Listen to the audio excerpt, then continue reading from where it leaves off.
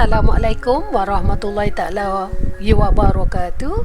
Selamat bertemu kembali dan kali ini saya akan membicarakan topik berkaitan dengan seni lukisan khusus untuk tingkatan 5. Jom tonton slide seterusnya untuk mengetahui perkembangan berkaitan dengan seni lukisan.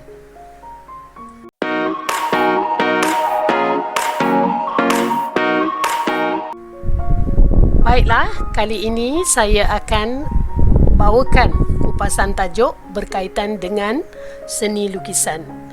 Lukisan ialah kerja-kerja peringkat awal dalam bentuk imej untuk menghasilkan karya-karya yang lebih kompleks. Seni halus, animasi, seni banner, filem, kartun dan sebagainya. Media lukisan seperti pensel warna, pen, arang, pastel, dakwat dan sebagainya dengan penggunaan warna yang terhad. Baiklah, diharapkan para pelajar setelah mempelajari topik ini dapat menjelaskan seni lukisan barat mengikut abad pilihan dari aspek aliran dan gaya serta pelukis dan karya. Baiklah, kita tinjau berkaitan dengan apa itu seni lukisan. Sebagaimana yang saya sebut dari awal tadi, lukisan adalah kerja-kerja peringkat awal dalam bentuk imej menghasilkan karya-karya yang lebih kompleks. Perkembangan seni lukisan pada abad ke-20 agak kompleks akibat pelbagai situasi yang berlaku di barat seperti revolusi Rusia dan Perang Dunia Pertama. Pelbagai aliran yang muncul pada masa itu.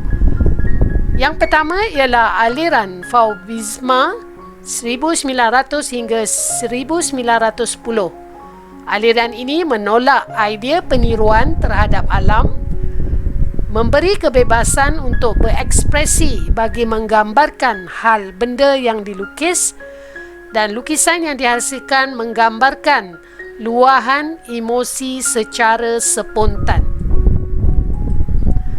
Media dan gaya. Media yang digunakan pada aliran ini ialah pensel warna, pen, arang, pastel, dakwat dan sebagainya. Gemar menggunakan warna terang dan tidak natural. Karya digambarkan secara emotif dan imajinatif. Tokoh yang muncul pada aliran ini ialah Henri Matisse dan André Derain. Pelukis aliran lain yang terkenal ialah Henri Menguin, Albert Maquet, Roel Duffy, Guy van Donge dan Jean Mettenzinger dan Alice Bailey. Baik, kita tinjau tokoh pertama dengan karyanya Henri Menguin dengan tajuk Jane Conscience 1899 menggunakan dakwat dan pensel. Dakwat dan pastel. Dilahirkan pada 23 Mac 1874 di Paris, Perancis dan dipengaruhi oleh gaya impression, dan contoh lukisan yang terkenal ialah View di Cahors 1925, John Consent 1899 dan La Robe de Chambre Rouge 1902. Dan anda boleh lihat jenis-jenis lukisan lain yang muncul pada tahun 1924, 1925 dan 1915.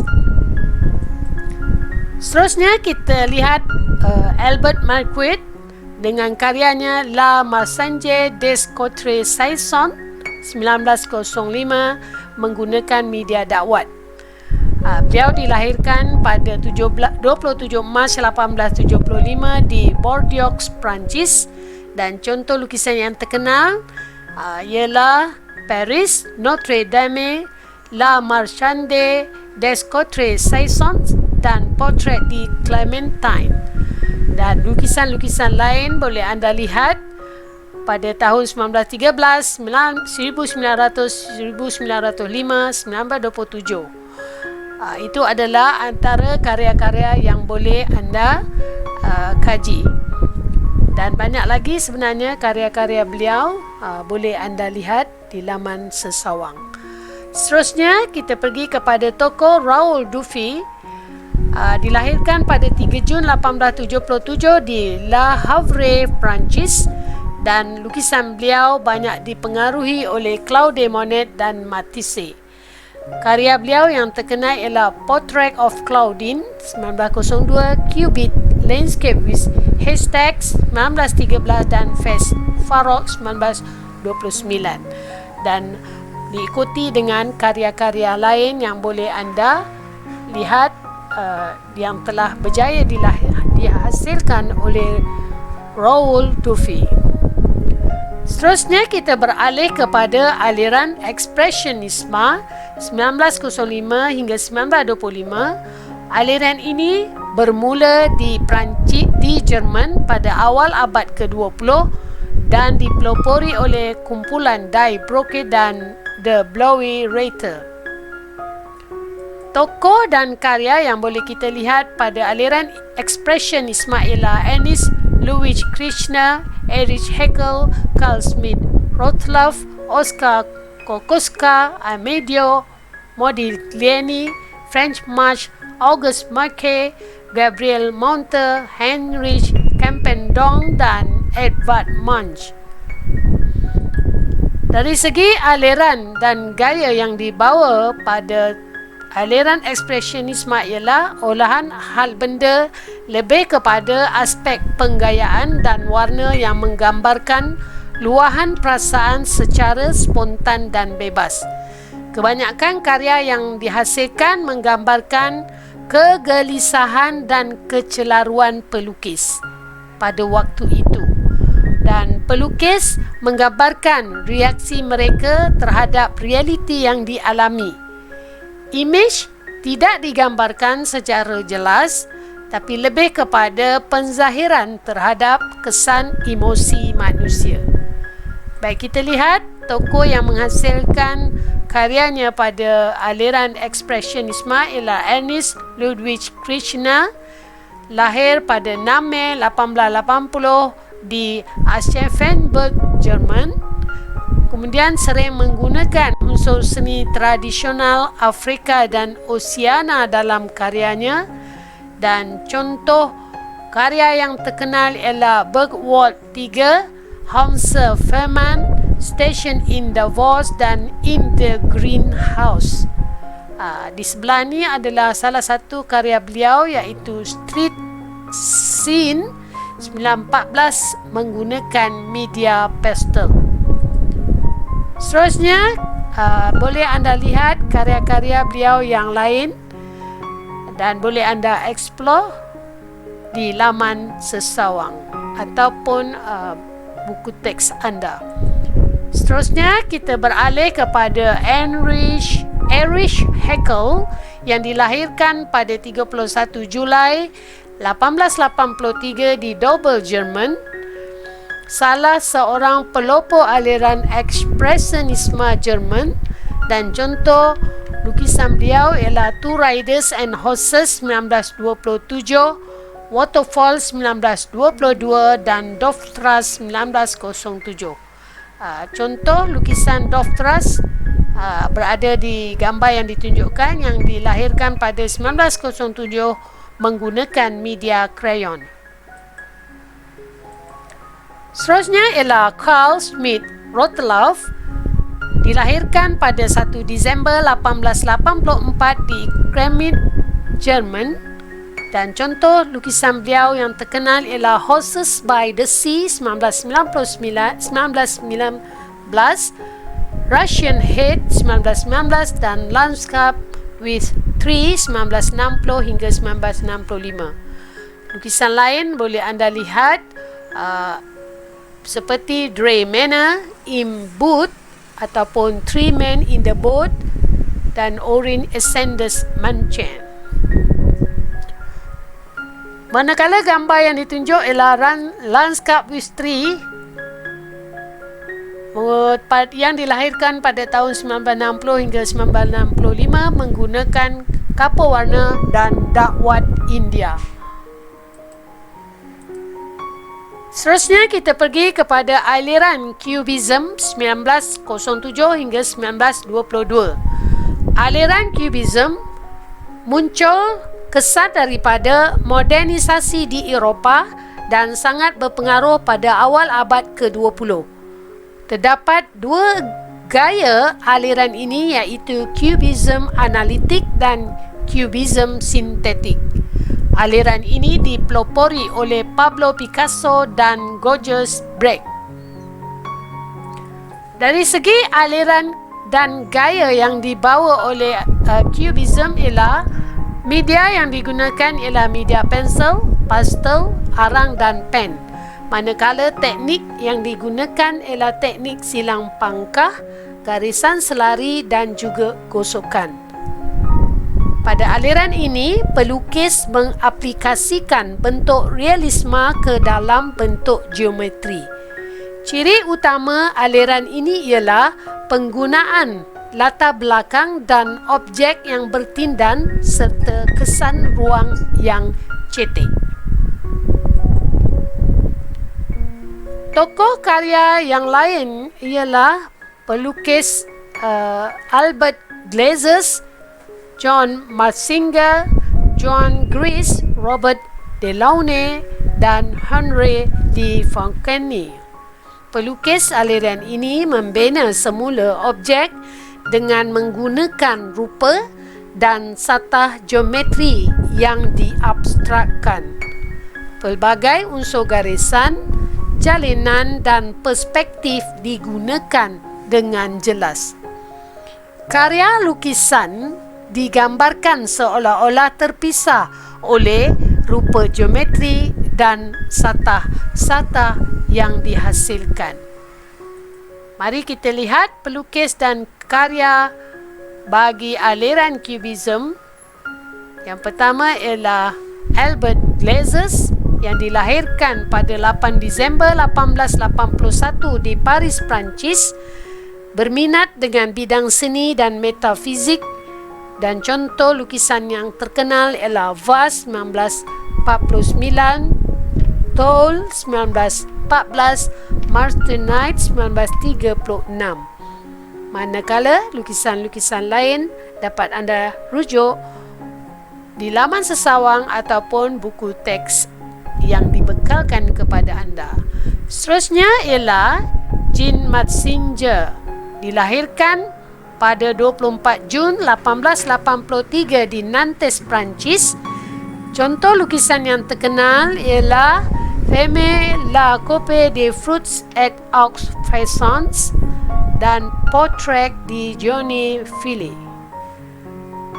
Contoh yang dapat diutarakan pada gambar ini ialah karya bertajuk PCJ Cubiste 1920 menggunakan media pensel.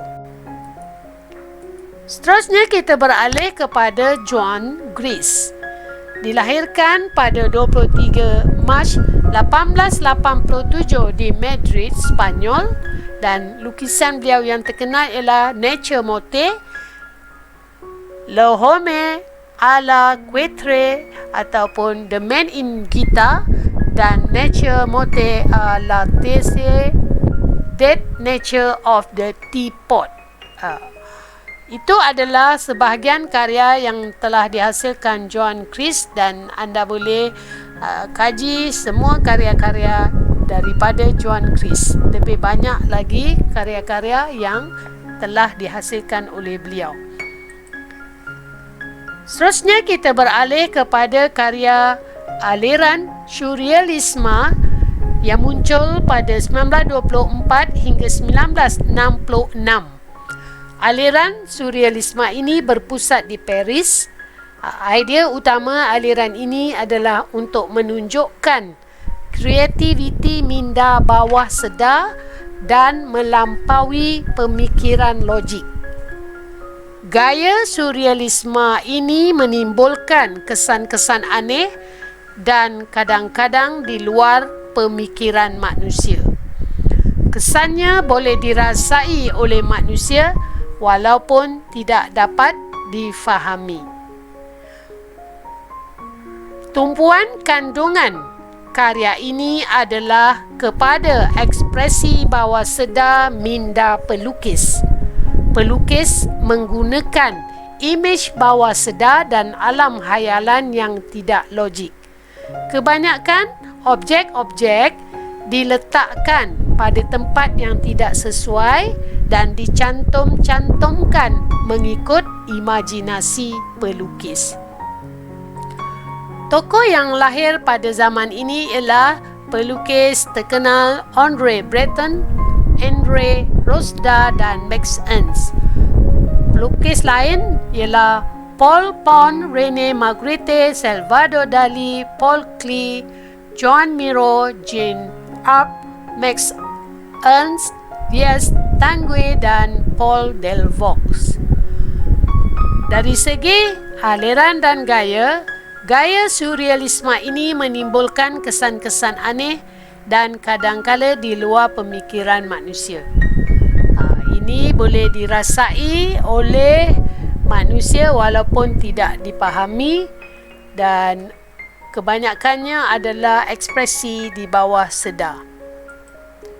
Pelukis yang muncul dalam aliran surrealisme ini ialah André Breton yang dilahirkan pada 1896 di Tinchebray, Perancis, merupakan pengasas kepada aliran surrealisme dan contoh lukisan yang terkenal ialah Cadavre Exquis 1930, Rospo Elisa 1945 dan Automatic Drawing.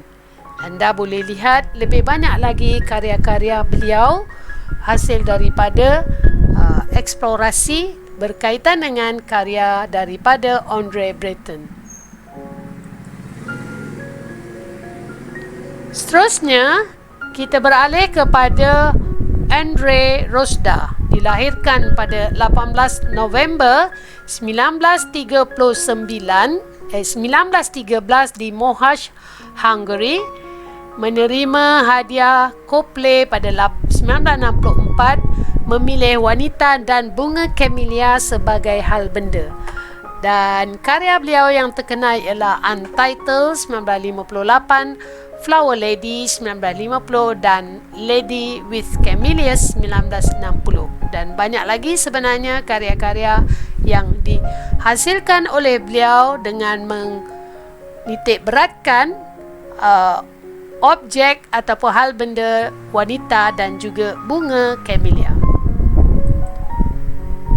Seterusnya, Max Ernst dilahirkan pada 2 April 1891 di Brühl, Jerman, menerapkan teori psikoanalisis dalam karyanya iaitu tentang alam bawah sedar.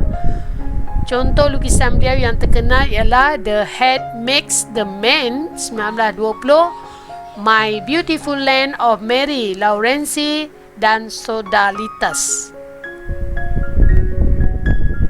Seterusnya, kita beralih kepada aliran ekspresionisme abstrak.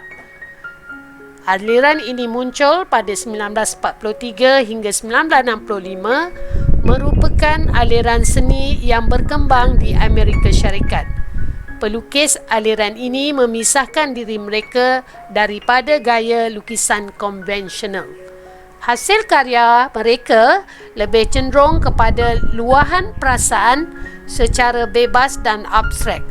Pelukis menggunakan simbol dan imej abstrak untuk menyampaikan sesuatu mesej hingga hilang sifat realistik karya tersebut. Pelukis yang muncul pada zaman ini ialah Lee Krasner, Franz Klein, Richard Dickinson, Vasily Kandinsky, Willem de Kooning, Jackson Pollock, Mark Rothko, Frank Stella, Hans Hofmann, Bradley Walker, Tom Lynn, William Baziotes, Conrad, Marco Aureli, Mark Tobey dan Ed Reshan.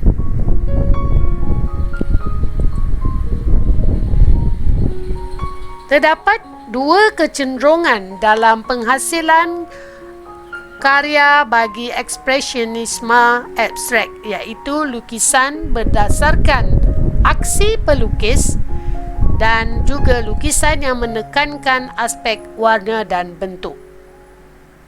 Pelukis aliran ini menggunakan aksi spontan, kanvas besar dan warna-warna yang terang.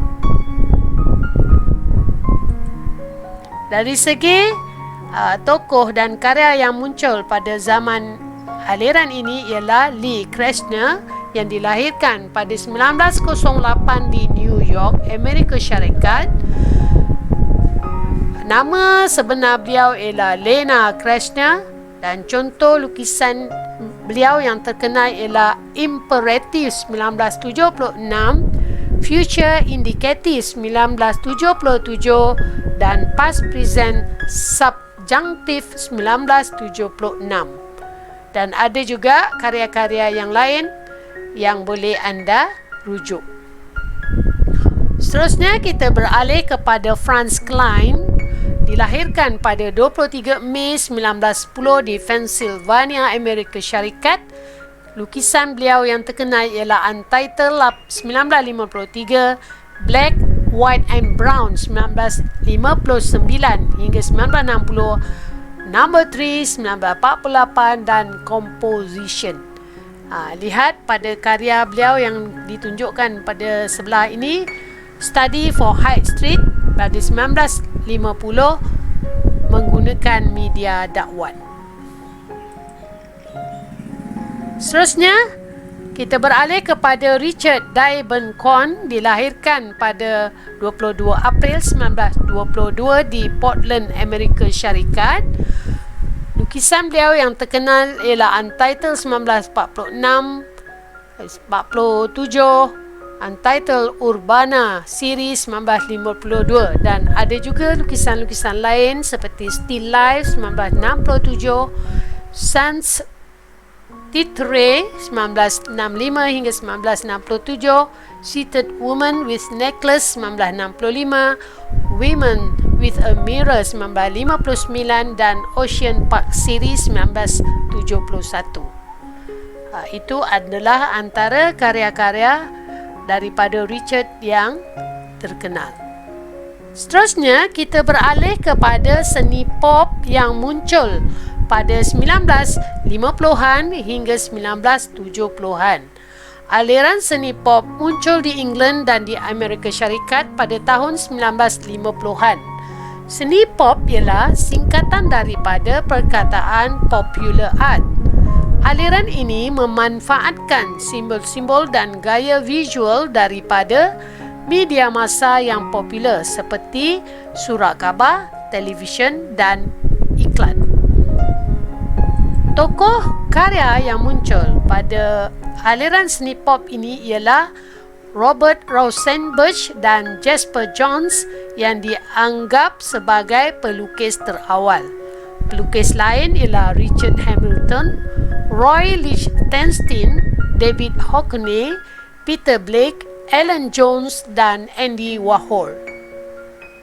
Dari segi gaya aliran ini lebih moden dan memindahkan imej popular ke permukaan kanvas, dan pelukis gemar menggunakan saiz tag yang besar di samping penggunaan unsur garisan yang jelas sebagai representasi simbol. Lukis dan karya yang muncul pada aliran seni pop ialah Richard Hamilton yang lahir pada 24 Februari 1922 di London, England. Contoh lukisan beliau ialah Horner's House Study 2 1949, Conversation 1949 dan Aculis Witnesses Study 1965. Ada banyak lagi lukisan-lukisan yang tidak saya sebutkan di sini, ada tertera pada slide ini dan boleh anda rujuk pada buku teks yang dibekalkan pada anda untuk mencari lebih banyak lagi karya yang telah dihasilkan oleh Richard Hamilton. Seterusnya ialah Roy Lichtenstein, dilahirkan pada 27 Oktober 1923 di New York, Amerika Syarikat, juga merupakan pelukis seni pop yang terawal. Contoh lukisan beliau yang terkenal ialah Donald Duck 1958, George Washington 1962, Girl 1965, Drawing for Wham 1963, Study for Little Aviation 1968 dan Drawing for Still Life with Cabbage 1972. Di sebelah ini adalah contoh karya yang telah dihasilkan oleh Roy Lichtenstein, iaitu Drawing for Still Life with Cabbage 1972 menggunakan media grafik dan pensil warna. Seterusnya kita beralih kepada David Hockney yang telah dilahirkan pada 9 Julai 1937 di Bradford, England. Juga merupakan pelukis terpenting aliran seni pop pada tahun 1960-an dan contoh lukisan beliau ialah Still Life, Taj Hotel, Bombay 1977, Celia Kerinich 1971 dan Catrice Timber 2008. Lukisan yang lain ialah Study for Closer Grand Canyon 7, Chop Pyramid 1998, Mr. and Mrs. Clark and Percy 1970 dan More Crook Timber on Woolgate 2008 dan seterusnya Study of Water in a Pool 1966. Di sebelah ini adalah merupakan satu contoh karya yang telah dihasilkan oleh David Hockney dengan tajuk Study of Water in a Pool 1966 menggunakan media krayon dan grafit. Seterusnya kita beralih kepada seni op. Seni op ialah seni yang telah muncul pada tahun 1964 sehingga kini. Seni op merupakan singkatan daripada perkataan seni optikal yang berkait dengan ilusi optikal. Ilusi optikal akan memberikan rasa pergerakan, getaran atau corak tertentu. Pelukis penting seni op ialah Joseph Albers, M.C. Escher, Richard Caldecott dan ada juga pelukis lain iaitu Victor Vasarely, Richard Anuszkiewicz dan Brigitte Riley. Dari segi gaya, kebanyakan lukisan seni op menggunakan susunan geometri hitam putih yang boleh mengelirukan pandangan mata. Ilusi visual timbul disebabkan oleh pengulangan berirama, warna kontras dan lingkaran serta putaran ke dalam imej. Gaya yang dibawa ialah imej dihasilkan seolah-olah kelihatan bergerak. Seni ini mengungkap ekspresi menggunakan corak geometri untuk mengubah pandangan secara visual. Hasil karya seni op tidak ada kaitan dengan imej-imej di dunia, sebaliknya bersifat abstrak. Imej yang dihasilkan memberikan kesan kepada ilusi pergerakan minda penonton. Baiklah, mari kita lihat pelukis dan karya yang telah dihasilkan. Yang pertama ialah Joseph Albers yang dilahirkan pada 19 Mac 1888 di Bottrop, Jerman. Lukisan beliau yang terkenal ialah Study for Graphic Technique, Ascension 1941, Structural Constellation 1955, Color Study, Variant and Adopt 1948. manakala lukisan-lukisan beliau yang lain ialah Sketch for a Structural Constellations 1969, Privatio from Graphic Tectonic Series 1942 dan Portrait of Albert Einstein. Lihat pada contoh karya beliau iaitu Structural Constellations 1955 menggunakan media dakwat dan pensel. Seterusnya, MC Escher dilahirkan pada 17 Jun 1898 di Leeuwarden, Belanda. Lukisan menggunakan ruang dan perspektif secara unik di samping lukisan objek yang diolah secara terperinci.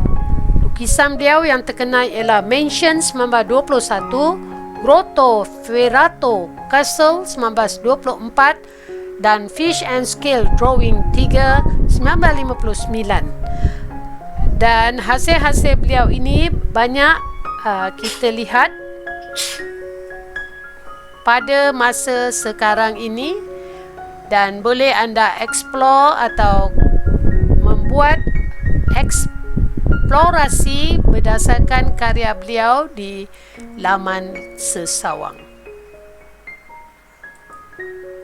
Seterusnya, Richard Caldecott dilahirkan pada tahun 1962 di Leicester, England.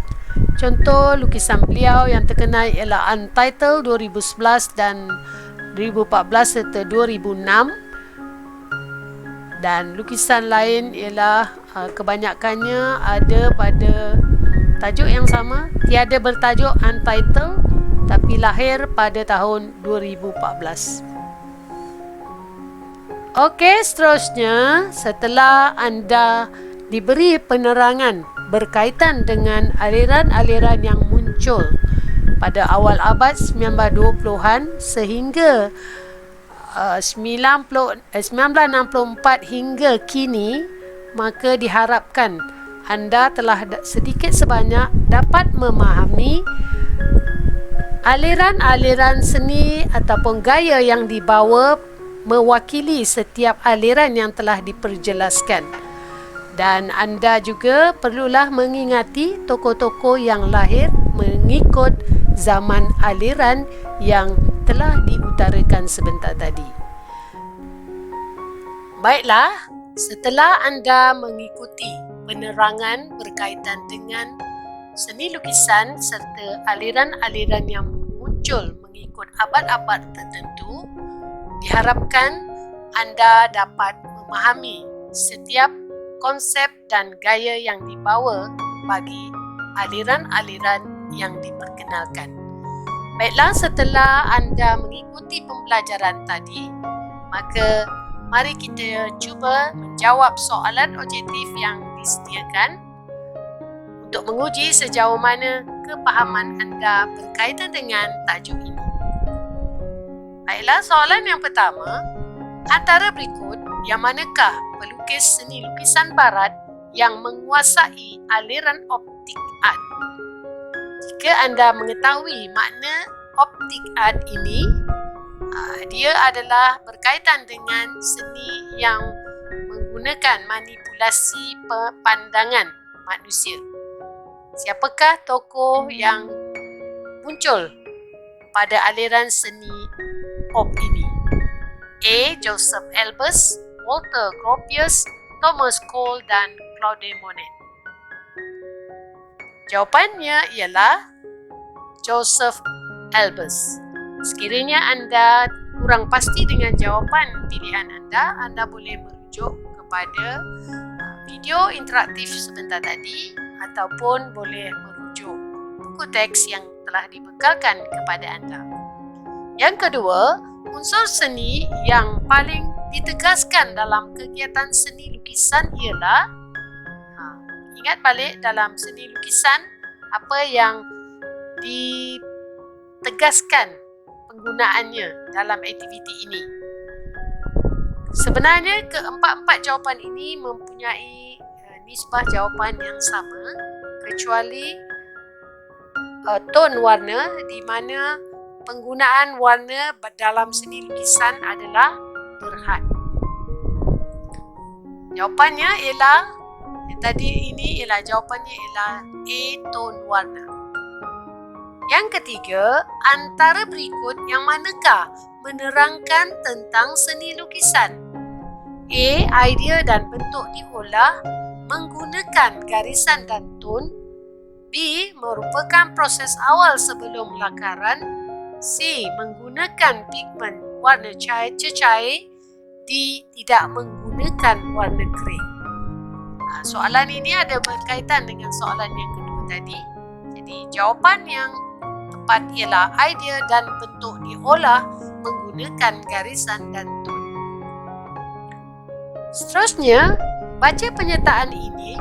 Vincent van Gogh menggunakan teknik garisan untuk menimbulkan kesan bentuk yang menarik dalam lukisannya.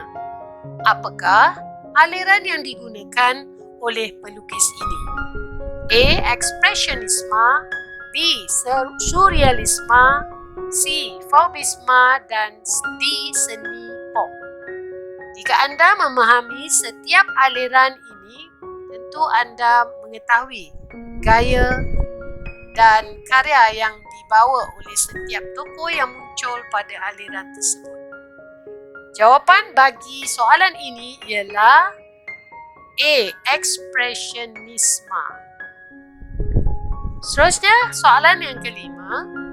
Alat dan media ini tidak sesuai digunakan untuk mengaplikasikan teknik pointillisme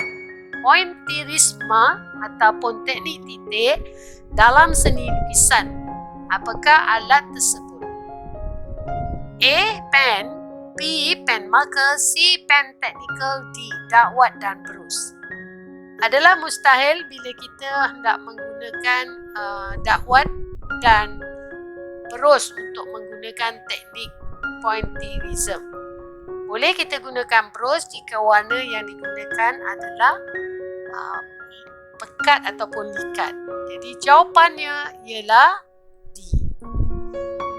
Seterusnya, saya telah menyediakan satu kuis interaktif yang boleh anda cuba untuk mengetahui ataupun menguji sejauh mana kepahaman anda berkaitan dengan topik ini.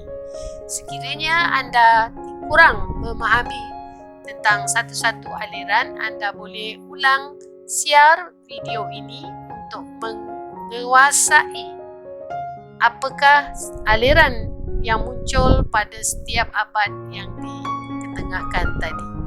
Anda boleh cuba kuis ini berdasarkan soalan-soalan berkaitan dengan video yang saya perjelaskan sebentar tadi.